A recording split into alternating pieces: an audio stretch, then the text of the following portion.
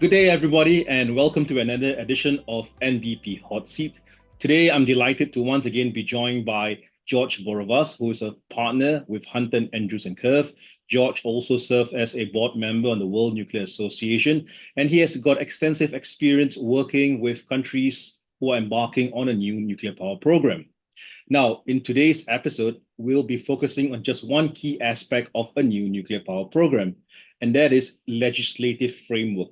With many countries globally embarking on a new nuclear power program from Africa to Southeast Asia, developing a legislative framework is paramount in ensuring a successful nuclear power program.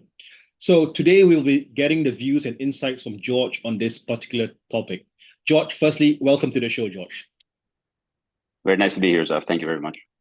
Okay, George, so let's dive in. In your experience, what are the biggest challenges which countries are facing when developing a nuclear legislative framework, George?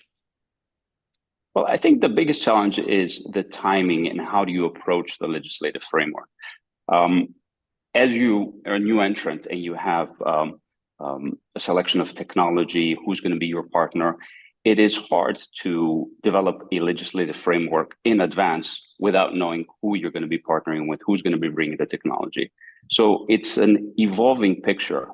But at the same time, you do need to have some basis and some basics in the legislative framework to invite people to come into your country. So I think that's the biggest challenge, is to figure out the best timing and how do you approach it? How much detail do you do upfront in your legislative framework, and how much do you develop as the program goes along?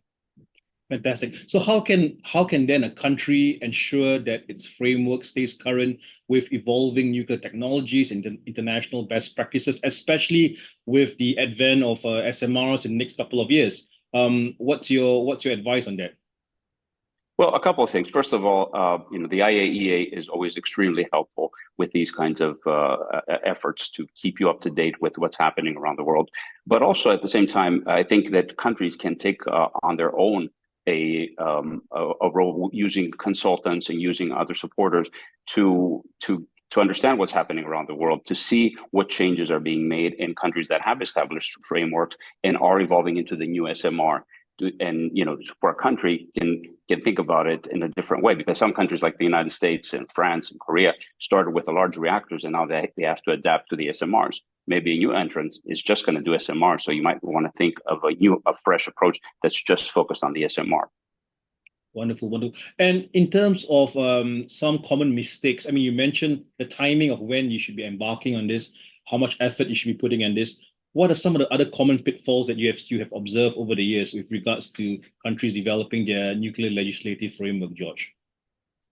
I've seen both sides of the spectrum. I've seen countries that try to overdevelop, have everything developed before they start the program. And I think that just doesn't work, because your legislative framework has to be adapted to also the technology and the providers that you're going to have.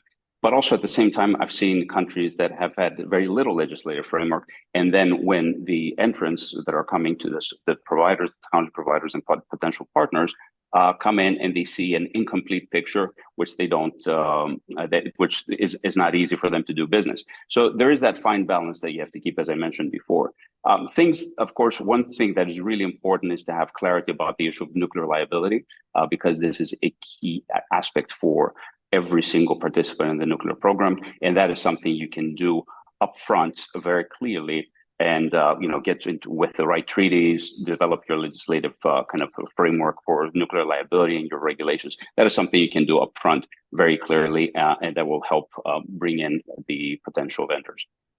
Now, George, one last question. So many of the countries that are currently embarking on nuclear legislative framework are countries who have expressed that they want to go for nuclear. Right? They want to start a nuclear power program. Well, but what about countries that are still on the fence on whether or not they want to go for nuclear? Countries like, for example, Singapore, countries, for example, like Thailand. Should they, even though they have not decided to go for nuclear, start thinking about their nuclear legislative framework? And if yes, why would it be advantage for them to start doing so? Well, I think that if you're seriously considering it, to develop a nuclear program, although you have not made a decision yet, I think starting at least the discussion about the legislative framework is important, because it takes a while. You need to have consensus built in parliament and things like that.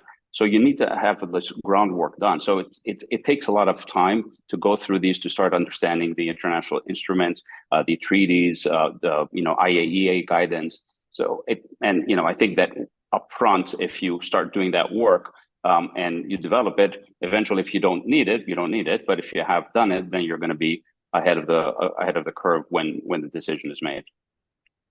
Fantastic. All right, George, thank you so much for your time. I really appreciate it, and I wish you all the best. Take care. Have a nice day. You too, Zaf. Thank you very much.